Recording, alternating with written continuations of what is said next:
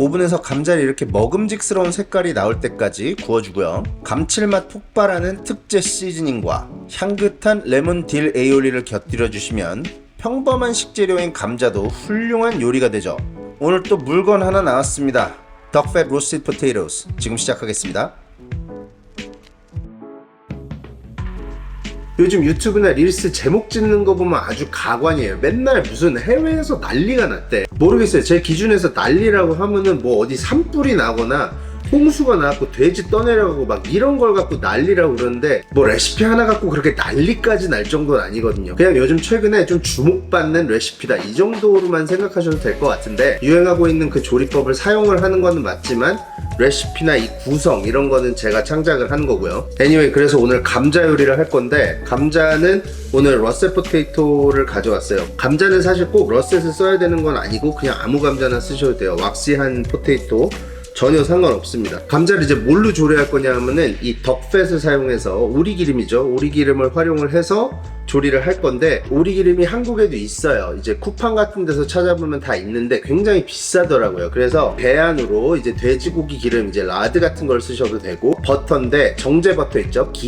기버터 이런 걸 사용을 하셔도 될 것 같아요. 일반 기름이 발연점은 좀 높은 대신에 그렇게 별로 이렇게 맛이 없잖아요. 그래서 동물성 지방을 쓰는 게 좀 감자의 심심한 맛을 채워줄 수 있는 밸런스적인 면으로도 그런 게 더 좋을 것 같아서 일단 저는 이제 오리 기름을 사용을 할 거고요. 그리고 감자를 곁들일 소스가 필요한데, 오늘은 집에서 직접 에이올리를 만들어 볼 거예요. 근데 그냥 에이올리 하면은 재미가 없으니까 이 레몬이랑 딜이랑 좀 활용을 해서 좀 약간 향긋한 그런 감자를 찍어 먹는 소스도 만들어 보도록 하겠습니다.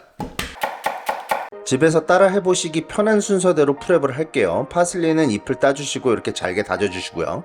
레몬은 오늘 두 가지 용도로 사용을 할 건데, 제스트는 시즈닝에 넣을 거고 주스는 에이올리에 섞을 겁니다. 제스트는 총 1개 분량, 주스는 반 개 분량을 준비를 해주시고요.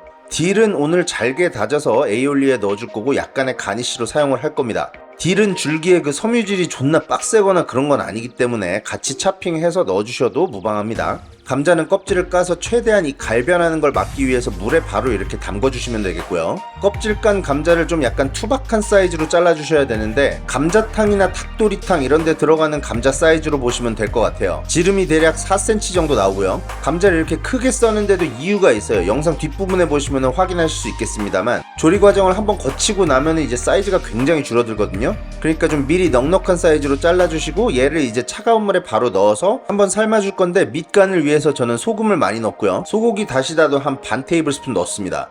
이제 감자가 완벽하게 다 익을 때까지 삶아주시면 되는데, 그동안에 오븐을 이제 섭씨 200도, 화씨 400도까지 예열을 해주시면서 덕팻 준비해 놓은 거를 녹여주시면 되겠습니다. 한 8분에서 10분 정도 지난 다음에는 감자를 이렇게 꺼내서 뾰족한 걸로 찔러서 푹 들어가나 확인을 해주시고요. 이 정도면 다 익었어요. 감자 삶은 물은 완벽하게 따라내 주시고요. 얘를 이제 뚜껑을 닫고 흔들어 주시면 되겠습니다. 너무 심하게 흔드시면 감자가 다 날아갈 수가 있으니까 한 5초 정도만 흔들어 주시면 되겠고요. 뚜껑을 열어보시면 이제 감자 겉면이 이렇게 으스러져 있어요.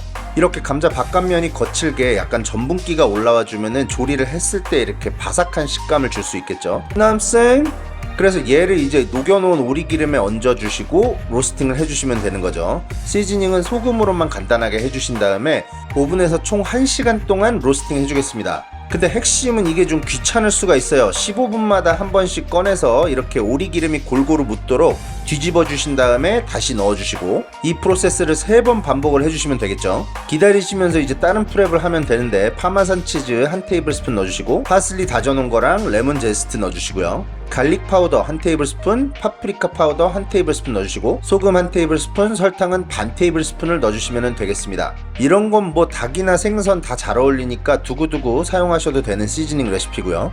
자, 이제 에이올리 만들어 볼게요. 다진 마늘을 한 반 테이블스푼 넣어주시고, 여기에 레몬 주스 짜놓은 거 넣어주시고, 올리브유로만 하면 너무 쓰니까 저는 포도씨유 썼어요. 아무튼 기름을 다 넣지 마시고 조금만 넣어주시고요. 소금 간 조금 맞춰주신 다음에 얘를 먼저 블렌더로 갈아주겠습니다. 달걀 노른자로 바로 시작해갖고 그 위에 오일을 이머시파이 하는 방법은 자칫하면 뻥날 가능성도 높아요. 소스가 이렇게 스플릿돼서 액체 상태 같이 된다는 거죠. 근데 이렇게 기름을 밑에 조금만 섞어 놓고 달걀 노른자를 투입을 해서 탑에서 먼저 베이스를 잡아주면은 뻥날 가능성이 현저히 줄어듭니다. 이건 진짜 개꿀팁이에요. 완전 솔직히 까놓고 집에서 이걸 뭐 얼마나 많이 만드시겠냐면은 업장 같은 데서 쓰시는 분들 이거 꿀팁을 활용을 하셔서 에이올리 만드시면은 참 편합니다. 아무튼 이 베이스에 기름을 쫄쫄 부어가면서 블렌딩 해주시면 완성이 되고요. 텍스처가 너무 띡하게, 그러니까 되직하게 나올 경우에는 물을 조금 추가를 하셔서 농도를 조절해 주시고요. 디존 머스터드는 반 테이블 스푼을 여기에 추가를 해주시고, 아까 차핑해 놓은 딜도 추가를 해주시고요. 소금간만 최종적으로 맞춰주시면은 아주 맛있는 레몬 딜 에이올리가 완성이 됩니다. 일반 마요네즈로 하는 것보다 훨씬 고급진 맛이 나죠. 아우, 드디어 1시간 동안 귀찮게 뒤집으면서 구워낸 감자가 완성이 됐습니다. 참 먹음직스러워 보이네요. 다 구워낸 감자는 보울로 옮겨 담아주시고 시즈닝 믹스를 넉넉하게 뿌리면서 보울에서 토싱 해주시면 끝이에요. 이제 플레이팅 하겠습니다.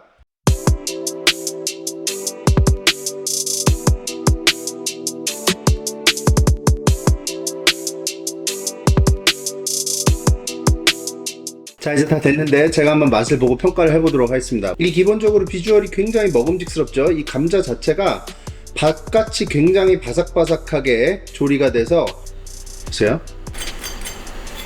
자, 일단 한번 먹어보겠습니다. 겉바속촉이라는 게 무슨 말인지 이게 그 표본을 알려주는 것 같아요. 이 안에는 굉장히 부드럽고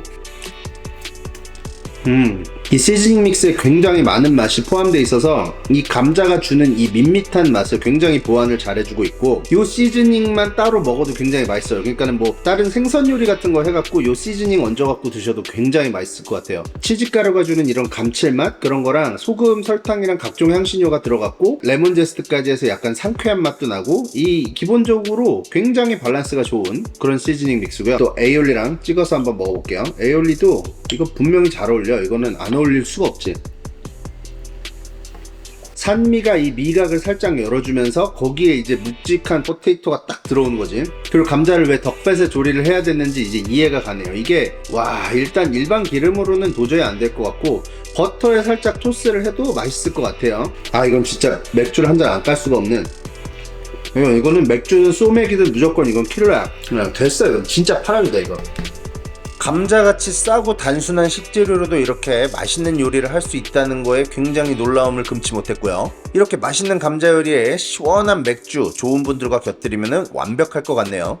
오늘 영상은 여기까지고요. 전 다음 시간에 또 좋은 레시피로 찾아뵙겠습니다. 감사합니다.